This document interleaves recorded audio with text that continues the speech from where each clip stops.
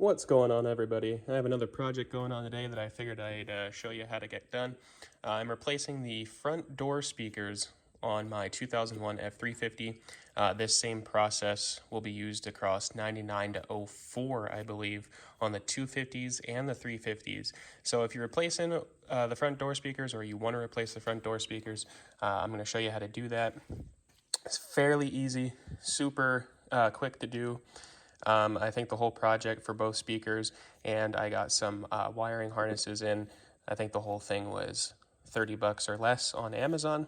So easy, quick, and cheap install for you if you're looking to do that. Early Ford electronics, as I talked about before in a couple other videos, are pretty crappy. So these speakers are known to go out often.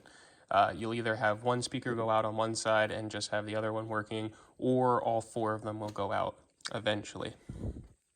Some people luck out with that, some people don't.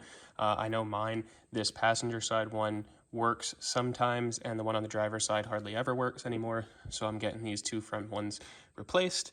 And like I said, it's fairly easy. What you want to do is you have this panel up here. I had already popped off. It just has two clips on the back that pop into these slots. So you want to remove that. You want to pry up on this panel here that holds your window and your lock buttons, and then it has two wiring harnesses on the back, and you can pop those out easily as well. You just find the tab. So once you found the tabs on the back side of those, you can pop those out. They can be a little tough to pull out, so just press down on those tabs there and pop them out of the panel. And once you have that, you'll find that there is a 7mm screw back here that you're going to have to take out. And then coming down to the bottom of the door panel in the light housing, you also have another 7mm screw there as well. I know what you're thinking. I have the battery hooked up yet, and for this purpose, I'm not really too concerned about unhooking it. But if that's what you want to do, you can do that, unhook the battery, and be good to go. But like I said, there are two 7mm, so I'm just going to pop those out.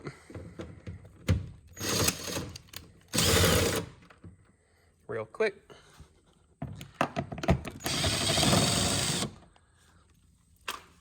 And then once you have those guys out, you can lift up on this panel.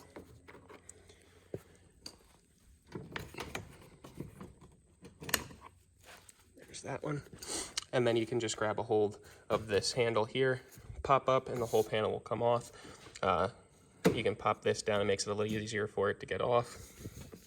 So you just lift up. As you can see, the whole panel comes out. Do not forget that you have your light socket down here that is still connected, and you don't want to be pulling that off. Okay, so once you get that panel off and you disconnect your light socket, do not forget to disconnect your light socket when you're pulling that panel off. You have your speaker housed right here. You don't have to take anything off.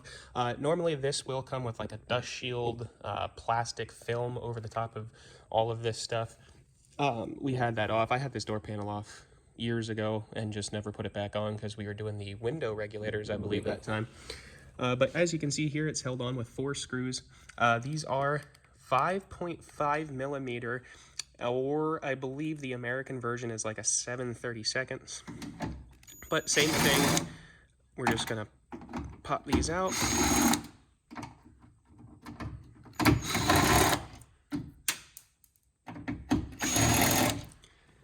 And then once you screw those out, this should just pop out of the hole, and you can see that you will have another connector on the back here that you'll just pop that out.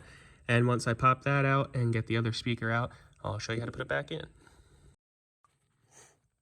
Alright guys, now that I have this wiring harness on, I'll show you what this deal is here. I got this from Amazon. It's from Metra. I trust Metra for all of my electronic stuff. They make everything that's direct fit, direct plug-in. You don't have to worry about it. And they're also the same wiring harnesses that I use when I'm putting in an aftermarket radio. You can find them on Amazon, through Metra's own website. You can get them on Crutchfield. Crutchfield will definitely help you out if you're looking for parts. Just get on their chat, tell them what vehicle you have, or use their search bars, and you can actually input what vehicle, what you're looking for, if speakers or stereos or anything like that. But you can see that this wiring harness plugs in directly to that old wiring harness that came out, and it goes directly to the back of this speaker for the positive and negative. You will notice that the positive and negative terminals are two different sizes on the back of here, and this wiring harness comes with two different size male and female spade connectors on here. So all you have to do is plug in the big one on the big one and the small one on the small one, and you're good to go.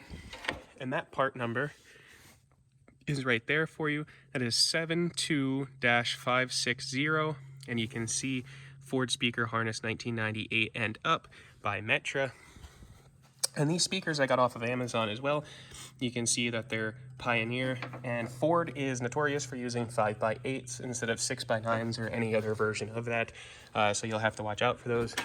But you can see here the Pioneer box that I have, and that part number is TSG6820S. And you can see that they're 5x7 or 6x8. It's just that odd bird of a number that they always use for no apparent reason whatsoever. You can upgrade and get them. I've seen people be putting 6x9s in here and then just having to drill out separate holes for them. But I'm just going to go with the stock size. These Pioneer speakers and that wiring harness that I talked about, I believe the total bill was $32 or less. Off of Amazon, readily available. You can put in your vehicle on Amazon if you're in the automotive parts section, and it will tell you what fits your vehicle and what doesn't, so you can filter by that. But like I said, I gave you the part numbers, so if you're looking to do something like this, I definitely recommend getting that Metra harness, and you shouldn't have a problem. So the installation is just the reverse of the disassembly, obviously. So you can just pop your speaker back in here, put the 4 screws in, put your door panel back on. It just slides straight down over the top. Make sure you align your door lock mechanism here when you're doing that, and don't forget to plug back in your light harness here. That does just plug into the back, and it's a quarter twist in and out. Make sure you do that, and then when you're putting your panel switches, the wiring harnesses for those back on for your windows and your door locks, they only fit into one of the slots, so you don't have to worry about mixing them up. Just put them in, you won't have a problem. I already did the driver's side door, and that one has, I believe, 5 of these plugs, and they're all the same way. They only plug in to one slot, so you don't have to worry about remembering which one came out of which slot or anything like that. So that is my installation and removal video of the front door speakers on a 2001 Ford F-350, and this would be the same for a 1998 and up 250 or 350. I believe it goes until 2004 with this cutoff, with the same door panel trim that will come off the same way as I showed you. If you have a different, like if you have a Lariat or something like that, it may be a little different getting the door panel off. I know they typically use different screw locations. And if you have above a 2004, I believe it's a different process as well. I also wanted to talk about real quick, I had an installation of LED headlights, high and low beam, on this truck. I didn't change the housings, as you can see. It was just the bulbs that I replaced. And I know a lot of people have trouble replacing their lights on these trucks, mainly because, as you can see, there's almost no room to get down in behind here to change the bulbs. On the passenger side, it's fairly roomy to get down in here, but a lot of people end up taking the battery out. And if you come over on the driver's side, you can see there's absolutely no space between the battery box and the back of this light to get the light bulb out. And it's especially difficult when you're trying to just do a simple light change of a light bulb. But one thing I did find is that people are trying to take, there's these 2 tabs on the top. You take that tab out, you take that tab out, and then there's like a clip on the back that you have to pop out, but it's extremely difficult, especially if it's been sitting for years, well, since 2001, like this one is. You can hardly ever get them out, and people are screwing the adjuster screws out to try to get these things out, and it's just not the right way to go about it.